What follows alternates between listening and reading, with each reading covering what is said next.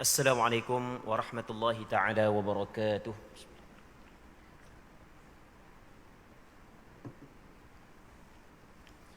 Bismillah. Wassalatu wassalamu ala Rasulillah wa ala alihi wa sahbihi wa man walah. Allahumma la sahla illa ma ja'altahu sahla wa anta taj'alul hazna idza syi'ta sahla. اللهم اجعلنا من السعداء المقبولين ولا تجعلنا من الأشقياء المردودين اللهم صل وسلم وبارك على سيدنا محمد وعلى آله وصحبه أجمعين والحمد لله رب العالمين أما بعد. InsyaAllah kita sambung semula pengajian kitab Bulughul Maram yang dikarang oleh Al-Imam Al-Hafidh Ibnu Hajar Al-Asqalani rahimahullahu subhanahu wa ta'ala wa nafa'ana Allahu bi'ulumihi fid darain amin. Kitab Bulughul Maram adalah kitab yang kita nak bincang pada malam ni adalah kitab yang dikarang oleh Al-Imam Al-Hafidh Ibnu Hajar Al-Asqalani yang membincangkan tentang hadis-hadis yang berkait dengan hukum hakam.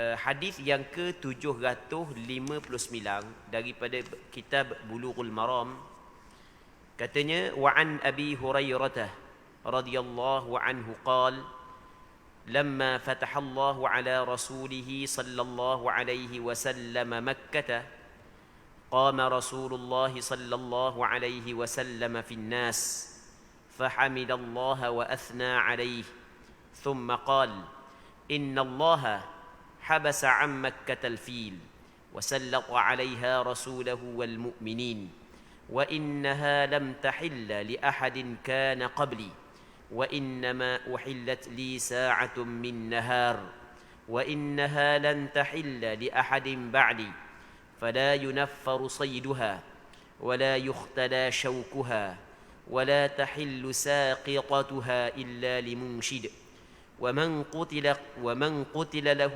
قتيل فهو بخير النظرين فقال العباس إلا الإذخر يا رسول الله فإنا نجعله في قبورنا وبيوتنا فقال إلا الإذخر متفق عليه.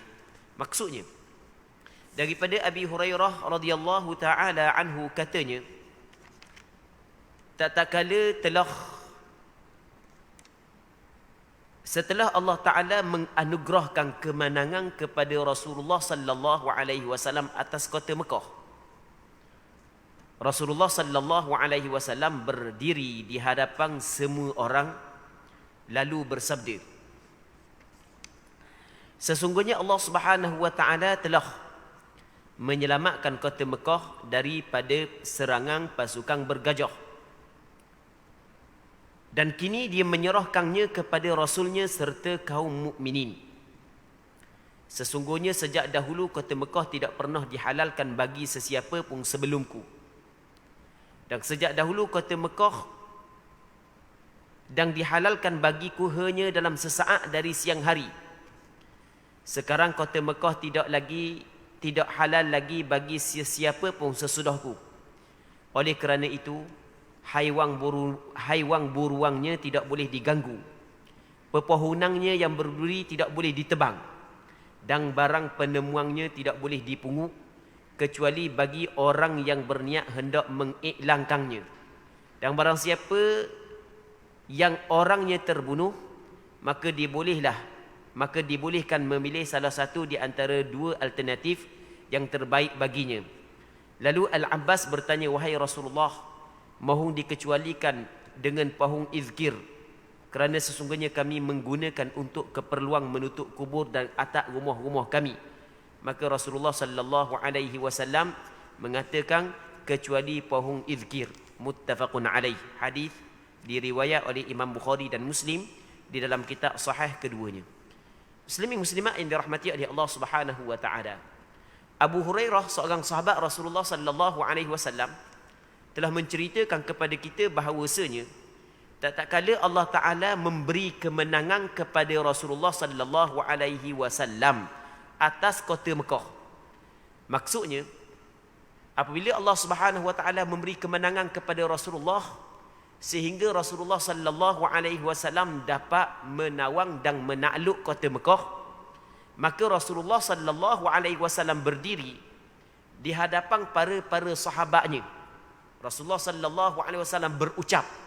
Rasulullah sallallahu alaihi wasallam berkhutbah. Lalu Rasulullah sallallahu alaihi wasallam dalam khutbahnya Rasulullah memuji Allah Subhanahu wa taala. Jadi permulaan Rasulullah membuka khutbahnya dengan memuji Allah Subhanahu wa taala. Jadi pada tahun Fathu Makkah, tahun yang ke-8 daripada hijrah Nabi sallallahu alaihi wasallam, Nabi sallallahu alaihi wasallam datang ke Mekah untuk memerangi penduduk Mekah. Yang akhirnya penduduk Mekah kalah kepada Nabi sallallahu alaihi wasallam. Allah Subhanahu wa taala memberi kemenangan kepada Rasulullah dan sahabat-sahabatnya dapat menakluk Mekah pada tahun tersebut.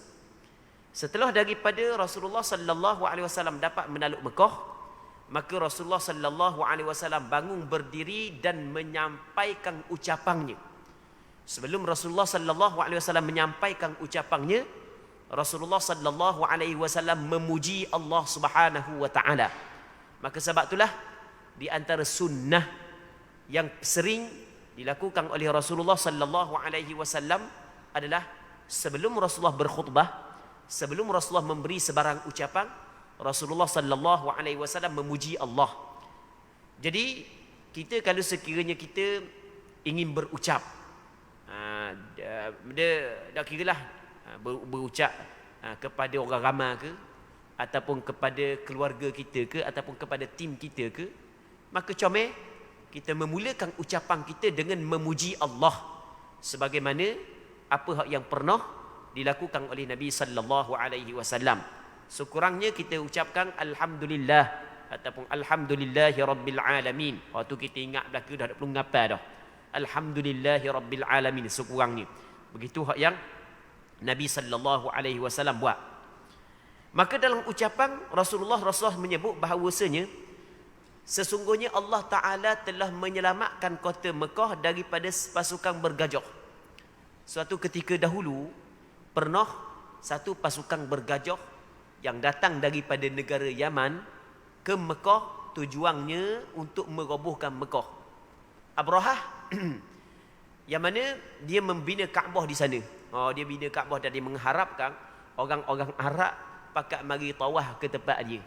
Tapi orang Arab, walaupun kebanyakan mereka itu pada ketika itu telah meninggal agama yang dibawa oleh Nabi Ibrahim alaihissalam, melainkan hanya ada segelintir ataupun jumlah yang cukup kecil yang masih lagi beramal dengan agama yang pernah dibawa oleh Nabi Ibrahim alaihissalam. Walaupun mereka melakukan syirik, tetapi tetap mereka datang mengerjakan haji ke Mekah. Datang mengerjakan haji ke Mekah. Jadi Abraham marah. Kebetulan Abrahah ketika tu dia mempunyai tentera bergajah. Jangan main tentera dia. Boleh bawa gajah tu. Lepas tu dia mari ke Mekah. Maka Allah Subhanahu wa taala menghalang tentera bergajah untuk datang ke Mekah. Yang mana dalam surah dalam Al-Quranul Karim ada menceritakan hal tersebut. Alam tara kaifa fa'ala rabbuka bi ashabil fil alam yaj'al kaidahum fi tadlil وأرسل عليهم طيرا أبابيل ترميهم بحجارة من سجيل فجعلهم كعصف مأكول ألم تر كيف فعل ربك بأصحاب الفيل. Tidakkah engkau melihat bagaimanakah Allah Subhanahu wa taala telah memperlakukan dengan tentera bergajah? Mu tengok tak hebatnya Allah Subhanahu wa taala. Allah Subhanahu wa taala buat, Allah taala lakukan terhadap tentera bergajah. Alam tara kaifa fa'ala rabbuka bi ashabil fil alam yaj'al kaidahum fi tadlil. Bukankah Allah Ta'ala telah menjadi perancangan mereka itu di dalam kebinasaan? Lalu tu Allah Ta'ala menghantarkan burung ramai, banyak burung Allah Subhanahu wa taala tu yang membawa daripada tanah yang kerah, yang mana batu dan tanah yang kerah yang panas lalu dilemparkan kepada tentera bergajah. Akhirnya tentera bergajah habis mati seperti daun yang dimakan oleh ulat. Begitu yang disebut di dalam Al-Quranul Karim. Jadi Allah Ta'ala tidak mengizin tentera bergajah untuk datang menceroboh Kaabah. Allah Subhanahu Wa Ta'ala tidak izin. Tak boleh siapa Mekah. Gajah tu duduk dah nak pergi dah. Tak mau nak pergi dah, tak mau pergi dah gajah. Dah cakap nak buat dengan dia. Maka Allah Ta'ala utuskan burung menghalau tentera-tentera tersebut. Jadi Rasul cerita. Jadi suatu ketika dahulu Allah Ta'ala pernah menyelamatkan kota Mekah daripada pasukan bergajah yang dipimpin oleh Abrahah. Dan kini, dan pada hari ini, kata Nabi sallallahu alaihi wasallam, Allah Subhanahu wa taala menyerahkannya kota Mekah kepada rasulnya serta kaum mukminin. Allah Subhanahu wa taala mengizin Rasulullah sallallahu alaihi wasallam menyerang kota Mekah bersama dengan orang Islam yang sebelum daripada ini Rasul tidak membenarkan tentera bergajah untuk datang menyerang Kaabah. Sesungguhnya sejak dulu kota Mekah tidak pernah dihalalkan bagi sesiapa pun sebelumku. Allah Subhanahu Wa Taala tidak pernah pun menghalalkan mana-mana orang yang ingin datang menyerang Kaabah, menyerang kota Mekah. Allah Ta'ala tidak halal, tidak izin sama sekali. Cuma Allah Subhanahu Wa Ta'ala menghalalkan kepadaku dalam tempoh satu masa yang sekejap. Siang hari, sekadar siang hari itu je. Pada hari itu je Allah Subhanahu Wa Ta'ala menghalalkan kepada Rasulullah sallallahu alaihi wasallam memerangi penduduk kota Mekah. Itu maksud daripada perkataan Abu Hurairah, yang mana Abu Hurairah menceritakan perkataan Rasulullah, sesungguhnya Allah Subhanahu Wa Ta'ala dan dihalalkan bagiku hanya dalam sesaat daripada siang hari. Sekarang kota Mekah tidak halal lagi bagi sesiapa pun sesudahku. Selepas daripada ni, Allah Subhanahu Wa Ta'ala tidak izinkan kepada sesiapa pun yang menyerang kota Mekah. Mana-mana peperangan yang berlaku di dalam kota Mekah setelah daripada tahun Fathu Makkah, semuanya adalah haram, tidak diizin oleh Allah Subhanahu Wa Ta'ala. Golongan-golongan yang menyerang tanah haram Mekah, dia telah melanggar perintah Nabi perintah Allah Subhanahu Wa Ta'ala, ataupun dia telah melanggar larangan Allah Subhanahu Wa Ta'ala, kerana Allah Ta'ala tidak mengizinkan kepada siapa pun untuk menyerang Kaabah setelah daripada Allah Ta'ala hanya izin dalam waktu yang singkat kepada Nabi sallallahu alaihi wasallam. Begitu mulianya tanah haram Mekah. Oleh kerana itu, kata Nabi sallallahu alaihi wasallam, haiwan buruangnya tidak boleh diganggu. Binatang-binatang buruang yang berada pada tanah haram Mekah, jangan sekali-kali kita ganggu. Kita ni, kalau kita pergi Mekah, tak ada dah kijang kita tak pernah jumpa dah. Rusa tak ada dah, kancil tak ada dah, arnak pun kita tak pernah jumpa. Kalau jumpa orang pera tu adalah orang hak yang pera. Kambing, kami gurung tak ada dah. Kalau misalnya kami orang pera tu adalah. Baik, cuma hak yang ada sekarang ni, hak yang banyak, hak yang biasa kita jumpa adalah burung pati. Burung pati dia termasuk dalam binatang perburuan. Kena ingat, apa hak yang disebut oleh Rasulullah dalam hadis ni, tidak boleh sama sekali mengganggu binatang perburuannya. Ada sebahagian daripada orang kita, ketika pergi Mekah, dia ambak burung pati, dia ganggu burung pati, itu adalah perbuatan yang salah. Kadang-kadang hanya nak takat gambar orang, nak takat gambar, dia pakai ambak burung pati supaya burung pati terbang tau. Sebenarnya itu adalah mengganggu binatang perburuan yang berada pada kota Mekah. Itu dilarang oleh Nabi sallallahu alaihi wasallam. Kalau pernah kita terbuat sebelum daripada ni, kalau tidak kita jahil hukum, okey, hak tu tidak menjadi masalah lah. Dimaafkan kalau kita jahil hukum. Kalau kita tahu dah hukum kita buat, maka berdosa. Wajib kita kena bertaubat, wajib kita kena beristighfar. Kadang-kadang tu ramai orang pakat buat tau. Ada tempat kita tak ada mana burung pati, ada 2-3 ekor je. Hak banyak pun dalam rebang orang. Rebang orang takkan nak ambak kita nak takat gambar. Hanya pergi Mekah, duduk tanah haram. Kalau luar tanah haram tak ada masalah. Kalau di Tan'im, hak tu tidak menjadi masalah. Di tempat-tempat yang luar daripada tanah haram, hak tu tidak menjadi masalah. Tanah haram nak pergi ambak burung pati, hak tu tidak boleh. Sebab kita telah mengganggu binatang perburuan yang berada dalam tanah haram. Hukum dia adalah haram. Ini penting kita belajar agar kita mengetahui manakah larangan-larangan yang dilarang oleh Allah Subhanahu wa Ta'ala. barulah kita tidak jahil. Kalau sekiranya kita tidak belajar, maka kita tidak akan keluar daripada kejahilan sampai ke mati. Jadi ni kita kena ingat. Jangan kita pergi Mekah saat ni tu 5-6 kali dah, tapi dalam masalah mengganggu burung merpati hukumnya masih lagi belum kita tahu. Muslimin muslimat yang dirahmati oleh Allah Subhanahu wa taala. Begitu juga pohon-pepohonnya yang berduri tidak boleh ditebang. Jadi semua tumbuhan-tumbuhan di Mekah tidak boleh kita kosek. Nak kerak tak boleh, kita nak tebang tak boleh. Cuma ada perbincangan yang panjang lah. Antaranya yang disebut oleh ulama, ni secara ringkas je kita sebut. Kalaulah kita nanang, tu tak ada masalah lah. Kita duduk Mekah, kita nanang sawi, kita nanang lada, tu tak ada masalah. Kita nak kerak, kita tanam jagung sebagai contoh, boleh lah. Sebab kita tanam. Tapi kalau pohon yang tumbuh sendiri, walaupun pohon berduri, tetap tidak dibolehkan. Ni Rasulullah sallallahu alaihi wasallam larang. Sebab itulah Mekah tu tanah dipanggil tanah haram. Dan sebab banyak perkara-perkara yang dilarang kita buat di situ, yang mana benda yang dilarang saat itu tidak dilarang. Benda yang dilarang kita buat di situ tidak dilarang, kita buat di kampung kita. Kampung kita kalau dalam tanah kita, ikutlah kita nak tebang pokok benda pun. Dalam tanah kita jangan kita tebang pokok tanah orang aja. Tanah kita tebang nak tebang benda pun. Tapi di Mekah tak boleh.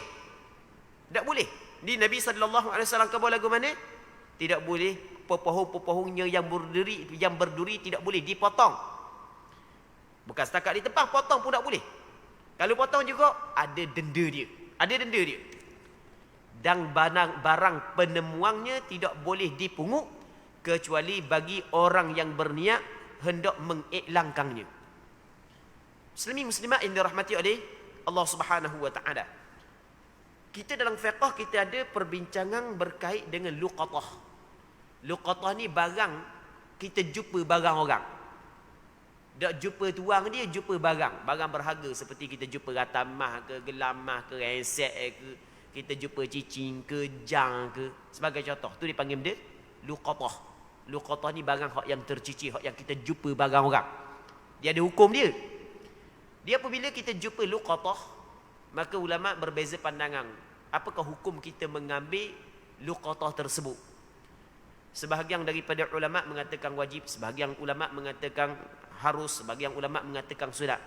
Menurut mazhab Imam Syafi'i, afdal dia ambil barang tersebut kalau sekiranya dia yakin diri dia saat itu tidak khianat terhadap barang itu. Ambil.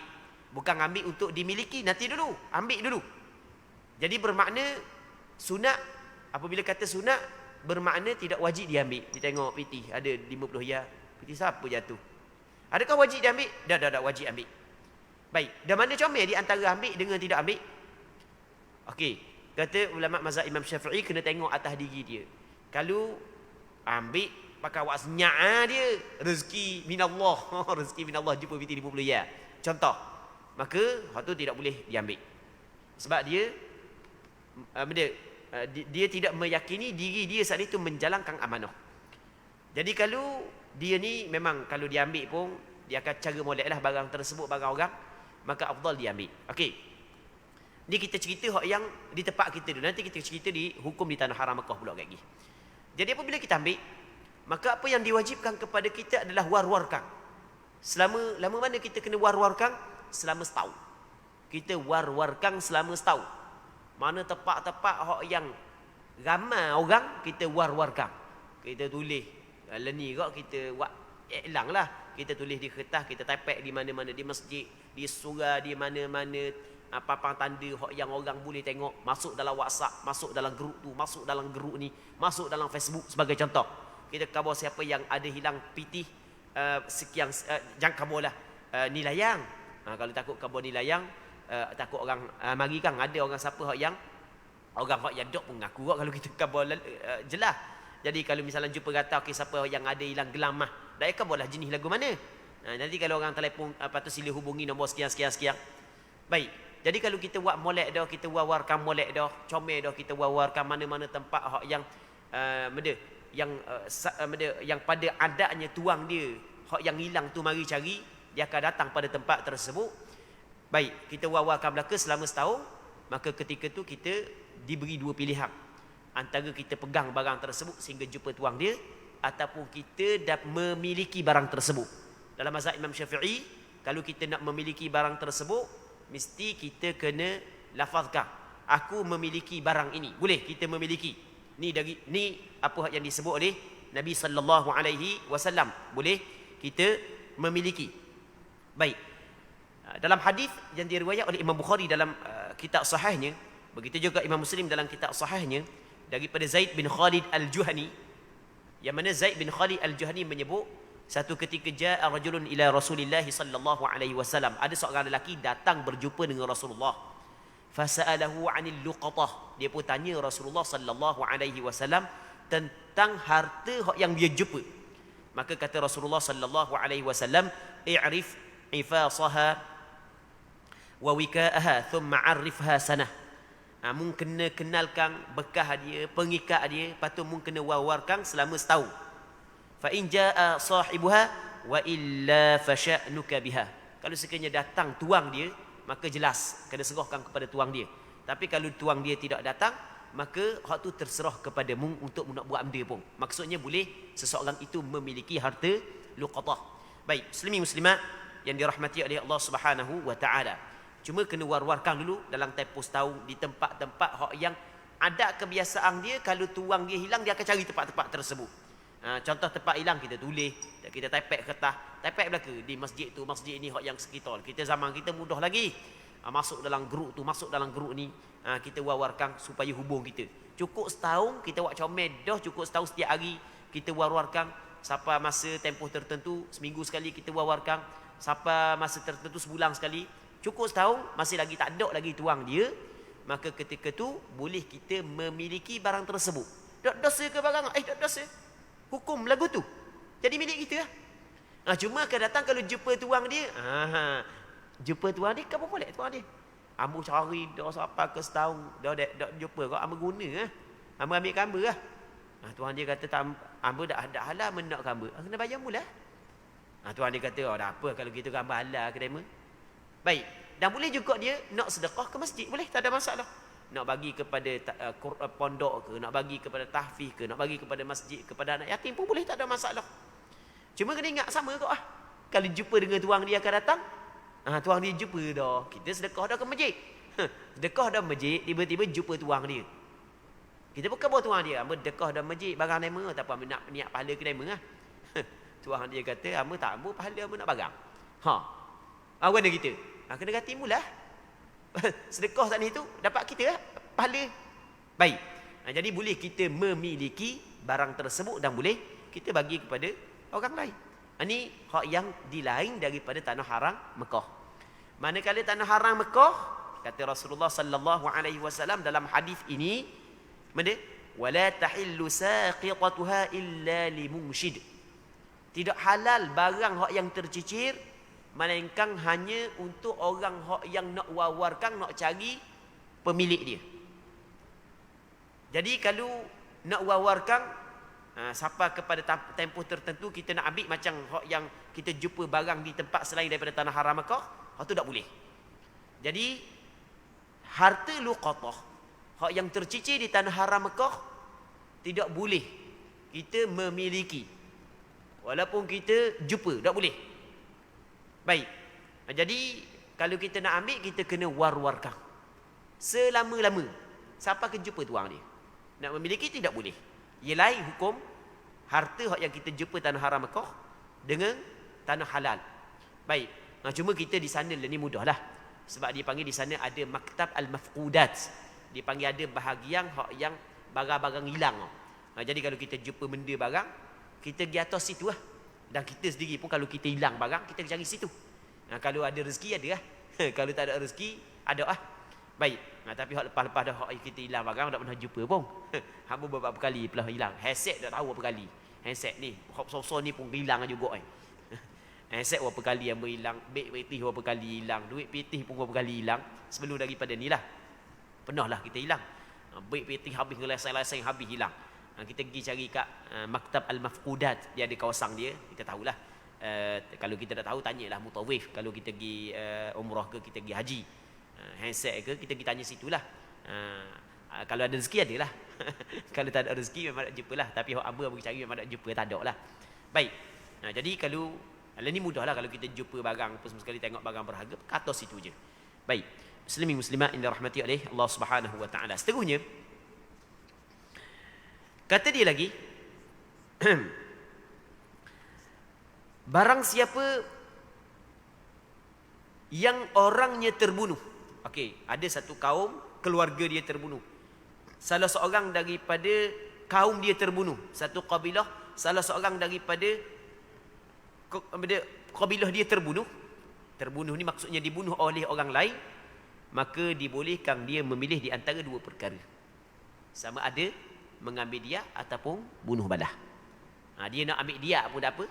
Ataupun nak bunuh balah pun tak apa. Baik.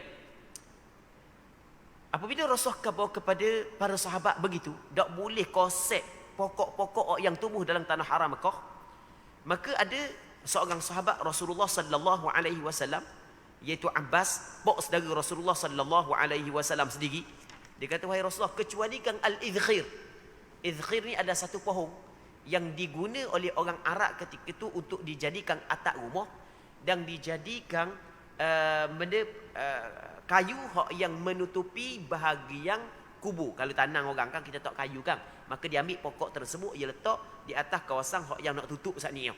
Ketika nak menguburkan jenazah ataupun mayat. Jadi apabila Rasul kata tak boleh nak kosek pun pokok, maka Abdullah bin Abbas pok daga Rasul minta Rasul mengecualikan daripada larangan tersebut pokok idkhir. Pokok idkhir pokok di sanalah. Baik. Tapi orang tak guna dah buat atap pokok idkhir lah ni. Ni cara dululah. Orang buat atap dengan atap-atap macam tempat kita dengan semi belaka dah lah ni. Jadi kerana sesungguhnya kami menggunakannya untuk keperluan penutup kubur dan atap rumah-rumah kami. Maka Rasulullah sallallahu alaihi wasallam mengecualikan pokok idkhir tersebut. Rasulullah mengecualikan pokok tersebut. Jadi kalau pokok idkhir tidak menjadi masalah, boleh kita kerak, boleh kita ambil walaupun berada dalam tanah haram Mekah. Hadis muttafaqun alaih. Seterusnya katanya wa an Abdullah bin Zaid bin Asim radhiyallahu anhu anna Rasulullah sallallahu alaihi wasallam qala inna Ibrahim harrama Makkah wa da'a li ahliha wa inni harramtul Madinah كما حرم إبراهيم مكة وإني دعوت في صاعها ومدها بمثلي ما دعا إبراهيم لأهل مكة متفق عليه. Maksudnya daripada Abdullah bin Zaid bin Asim radhiyallahu anhu bahawa Rasulullah sallallahu alaihi wasallam pernah bersabda, sesungguhnya Nabi Ibrahim alaihi salam telah mengharamkan kota Mekah dan dia telah berdoa kepada penduduk Mekah. Dalam hadis ni Abdullah bin Zaid menceritakan kepada kita bahawasanya Rasulullah pernah bersabda, Nabi Ibrahim alaihi salam dia mengharamkan kota Mekah. Nabi Ibrahim menjadikan kota Mekah sebagai tanah haram. Itu maksud dia. Dan Nabi Ibrahim telah berdoa kepada penduduk Mekah. Baik. Namun di sana ada hadis yang lain yang dikeluarkan oleh Imam Bukhari dalam kitab sahihnya. Kata Nabi sallallahu alaihi wasallam, "Inna Makkah harramaha Allah wa lam yuharrimha an-nas." Sesungguhnya Mekah ni Allah Taala yang telah mengharamkannya dan Mekah ni bukanlah diharamkan oleh manusia. Okey, dalam hadis yang lain. Hadis ni Rasul menyebut Nabi Ibrahim yang mengharamkan Mekah. Okey, maksud dua hadis ini sebenarnya tidak bercanggah. Maksudnya bukanlah pada hakikatnya Nabi Ibrahim yang mengharamkan Mekah, tetapi Allah Taala yang mengharamkan Mekah. Allah Taala yang menentukan bahawasanya tanah haram Mekah itu adalah tanah yang suci. Allah Taala yang menentukan. Allah Taala yang mengharamkan. Tidak ada manusia pun yang mengharam Mekah.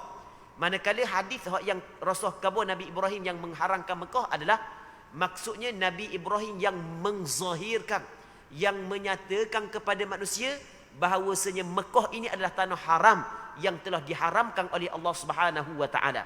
Sebab itulah kita kata lagu mana? Mekah tanah suci. Tanah suci itu sebenarnya tanah haram lah, tanah yang dihormati. Ada beberapa perkara yang boleh kita buat pada tempat lain, tapi tidak boleh kita buat di Mekah. Muslimin muslimat yang dirahmati oleh Allah Subhanahu wa taala.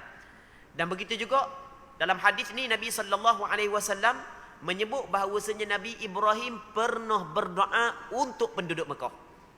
Dalam Al-Quranul Karim Allah Subhanahu wa taala menceritakan tentang doa Nabi Ibrahim alaihi salam, wa idh qala Ibrahim rabbi ij'al hadha baladan aminan warzuq ahlahu minas thamarati man amana billahi warzuq ahlahu minas thamarati man amana minhum billahi wal yawmil akhir qala wa man kafara fa umatti'uhu qalilan thumma adtarruhu ila 'adabin nar wa bi'sal masir. Maksudnya adalah, ingatlah, sebutlah ya Muhammad ketika Nabi Ibrahim berdoa, wahai Tuhanku, jadikanlah negeri ini, yakni Mekah, negeri yang aman sentosa, dan berikanlah rezeki dari buah-buahan kepada penduduknya yang beriman di antara mereka kepada Allah dan hari kemudian. Maka Allah Subhanahu wa taala berfirman, dan kepada orang yang kafir pun aku beri kesenangan sementara, kemudian aku paksa ia menjalani seksa neraka, dan itulah seburuk-buruk tempat kembali. Jadi Nabi Ibrahim pernah berdoa kepada Allah agar Allah Subhanahu wa taala memberi keberkatan kepada penduduk Mekah di dalam makanan dan minuman mereka. Kita kalau kita pergi Mekah pada hari ni, kalau musim durian kita boleh makan durian sana. Kalau musim rambutan, sebelum PKP ni PKP ni mungkin orang dah naik. Orang dah tanam durian sana. Hamba duduk pernah lah duduk Mekah lama juga lah duduk Mekah. Baik. Jadi kita pergi di pasar raya lah ada durian. Ada durian, rambutan ada, duku ada, dokong ada jual. Orang-orang kita buat naik jual sana. Ada belaka. Baik. Muslimin muslimat yang dirahmati oleh Allah Subhanahu wa taala, tu di antara tanda keberkatan yang kita dapat tengok zahir depan mata kepala kita, hasil daripada doa Nabi Ibrahim kepada Allah Subhanahu wa taala untuk penduduk Mekah. Baik. Yang mana keberkatan di Mekah, makanan ke, buah-buahan ke, minuman ke, sebenarnya bukan hanya dirasai, dikecapi oleh orang beriman, bukan juga orang kafir. Cuma orang kafir penghujung dia adalah neraka, dan neraka adalah sejahat-jahat, seburuk-buruk tempat kembali, sebagaimana yang disebut oleh Allah Subhanahu wa taala di dalam Al-Quranul Karim. Muslimin muslimat yang dirahmati oleh Allah Subhanahu wa taala. Seterusnya kata Nabi sallallahu alaihi wasallam lagi, sesungguhnya aku telah mengharam oleh aku akan Madinah. Nabi sallallahu alaihi wasallam menjadikan Madinah sebagai tanah haram.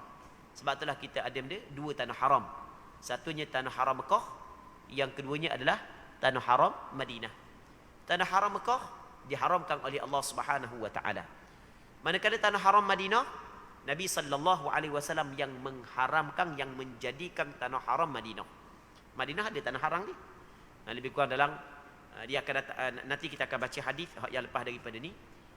Tanah haram Madinah adalah di antara Bukit Air dan Bukit Thawr. Madinah tu dia ada satu bukit, nama dia Bukit Air, lepas tu Bukit Thawr. Maka antara dua bukit tersebut adalah tanah haram Madinah. Lebih kurang dalam lingkungan 15 km je, lebih kurang gitu je lah. Baik.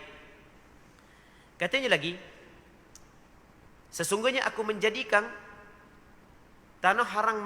aku menjadikan Madinah sebagai tanah haram, sebagaimana Nabi Ibrahim mengharamkan Mekah, menjadikan Mekah itu sebagai tanah haram. Nah, cuma hukum tanah haram Mekah dengan tanah haram Madinah ada tempat yang sama dan ada yang tidak sama. Bukan semua samalah. Sebagai contoh, dalam masalah harta yang tercicir tadi, kita kata luqatah tadi, yang kita jumpa, kalaulah di tanah haram Madinah, kalau kita jumpa dia tidak sama dengan tanah haram Mekah. Tanah haram Madinah sama dengan yang kita jumpa barang di tempat-tempat yang lain. Jadi kalau kita ambil, kalau kita war-warkan sehingga setahun, masih lagi tidak jumpa dengan tuang dia, maka kita boleh memiliki barangan tersebut. Baik. Cuma tanah haram Madinah ni adalah kita tidak boleh ganggu binatang perburuan dia. Kita tidak boleh kerah ikut dang tanaman dan pokok-pokok yang tumbuh di tempat tersebut. Begitu. Baik.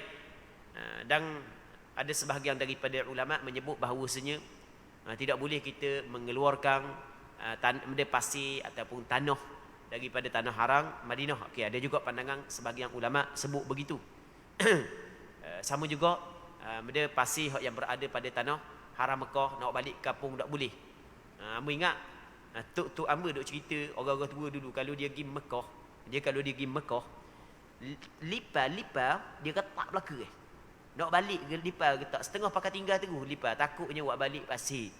Takutnya buat balik pasir sebab takut salah tanah haram kan. Baik.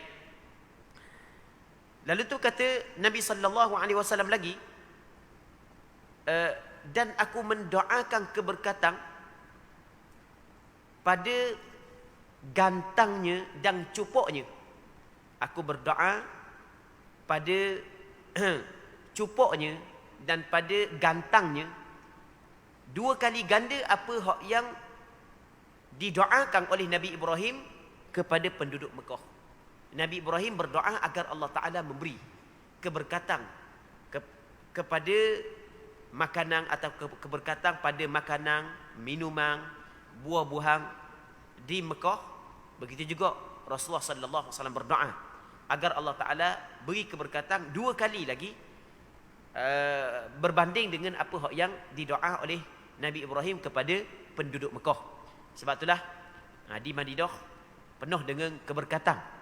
Orang yang tidak pernah tinggal di sana dia tidak akan mengecapi keberkatan tersebut.